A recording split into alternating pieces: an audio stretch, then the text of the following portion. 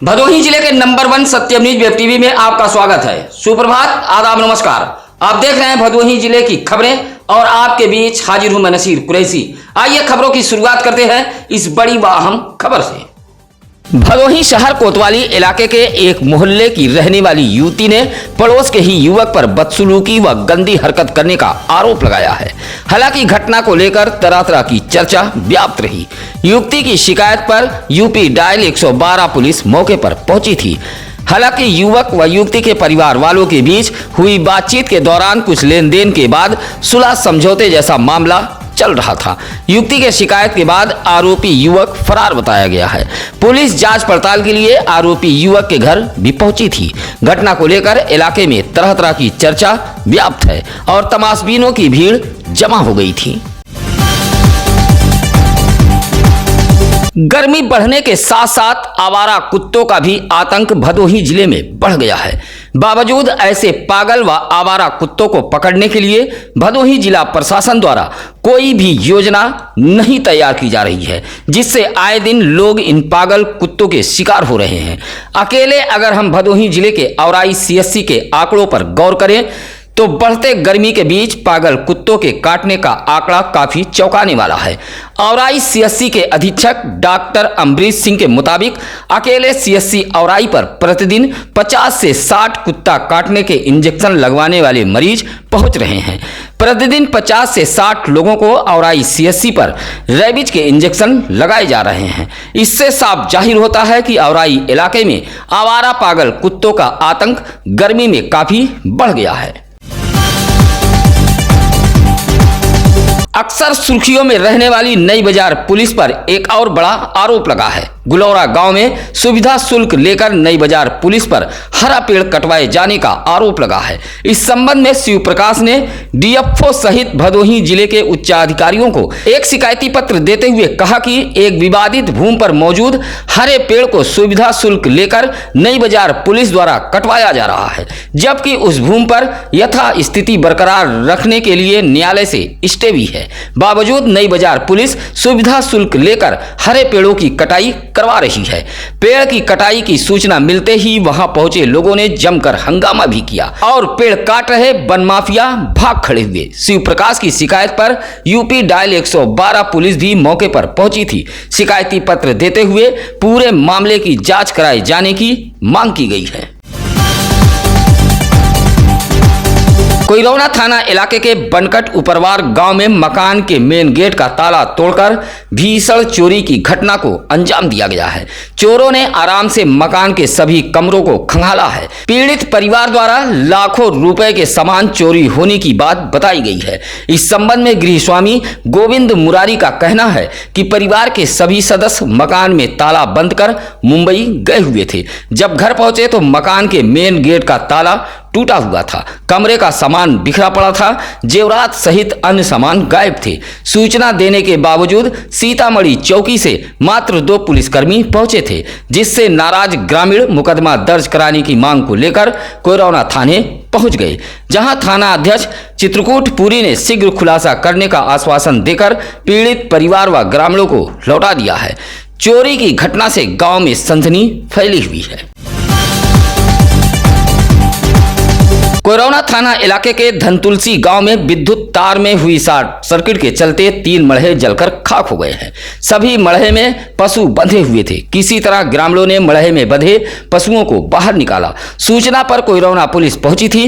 बताया जाता है कि धनतुलसी गांव में एक व्यक्ति पेड़ से सहजन तोड़ रहा था। इसी दौरान पेड़ के समीप से गुजरा विद्युत तार टूट गया। विद्युत तार के शॉर्ट सर्किट से लालचंद गुप्ता का 2 मड़हा व राजेंद्र सिंह का 1 मड़हा आग की चपेट में आ गया, जिससे मड़हा जलकर खाक हो गया। आग लगी की घटना से गांव में अफरा तफरी फैल गई थी। गोपीगंज ज्ञानपुर के मध्य इब्राहिमपुर में हजरत इब्राहिम शहीद व इस्माइल शहीद बाबा का सालाना उर्स मंगलवार को बड़े ही अकीदत व एहतराम के साथ मनाया गया। दरगाह शरीफ पर बड़ी संख्या में जुटे जायरीनों ने चादर पोसी कर भदोही जनपद सहित देश में अमन चैन की दुआएं मांगी। उर्स का आयोजन प्रत्येक वर्ष अंजुमन गौसिया कमेटी द्वारा कराया जाता है। सुबह कुरान खानी के बाद जियारत का सिलसिला शुरू हुआ, जो मंगलवार की देर शाम तक जारी रहा। उर्स पर मेले का भी आयोजन किया गया था, जहां सैकड़ों दुकानें सजी थीं। महिला, बच्चे, बूढ़े जायरीनों की भीड़ उमड़ी थी। मेले में जमकर लोगों ने खरीदारी की। इस मौके पर ऐनुल हक, मोहम्मद यूनुस, सरवर खान, डॉक्टर इजहार आदि लोग मेले की देखरेख में लगे हुए थे। प्रसिद्ध कथावाचक कृष्णा माता मंगलवार को भदोही शहर के नई बाजार पहुंची।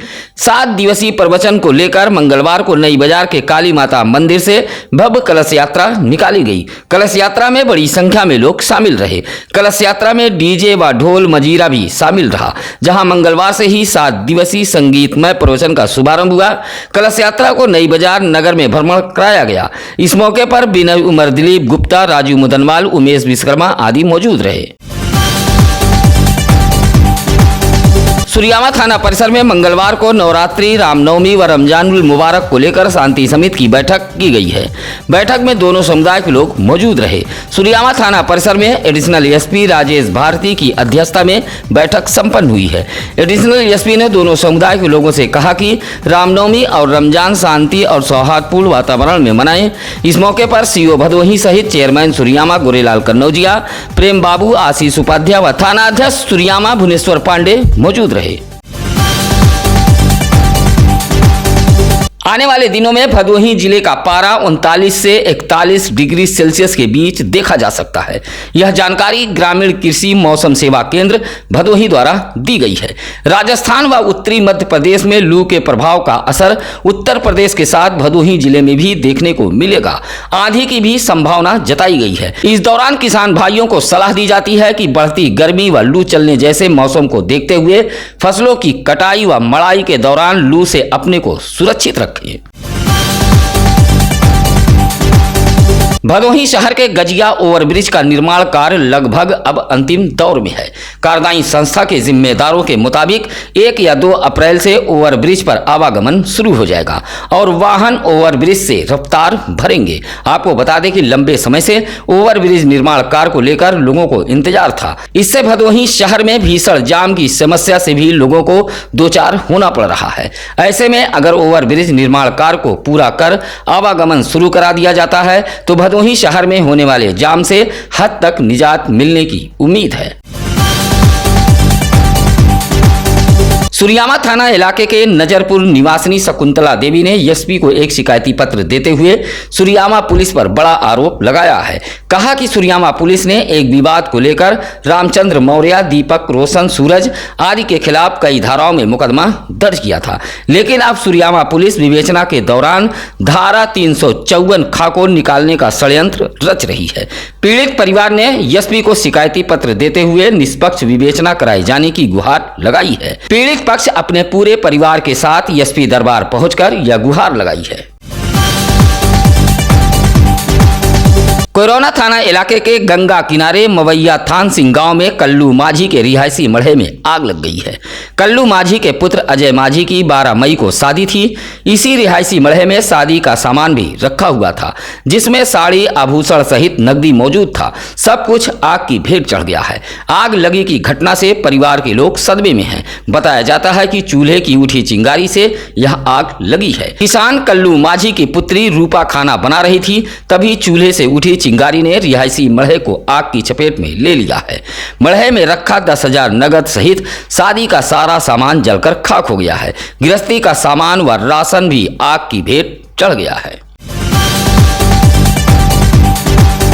निजीकरण के फैसले और आउटसोर्सिंग के विरोध में दूसरे दिन भी भदोही जिले के बैंकों में ताले लटके रहे।